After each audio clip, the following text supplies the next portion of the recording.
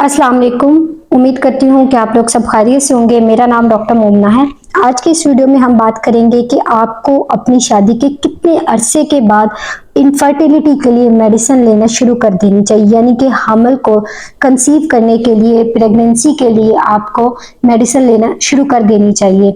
या अगर आप उससे पहले इस्तेमाल कर लेते हैं तो इससे आपको क्या मसाइल पेश आ सकते हैं या फिर इसके क्या नुकसान हो सकते हैं, ये सब कुछ बताऊंगी मैं आपको आज के इस वीडियो में।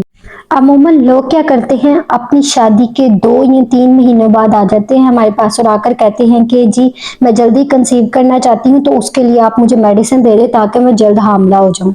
आज की ये वीडियो स्पेशली उन ख्वातीन के लिए है जो फौरन ही शादी के बाद आ जाती है और आके कहती हैं जी हमें मेडिसिन दे दे ताकि हम कंसीव कर लें। फौरन ही उनको ये होता है कि 2 महीने भी नहीं गुजरे होते तो वो आ जाती है, कहती है हमें मेडिसिन दे दे ताकि हम जल्दी कंसीव कर लें। आज के इस वीडियो में मैं स्पेशली उनके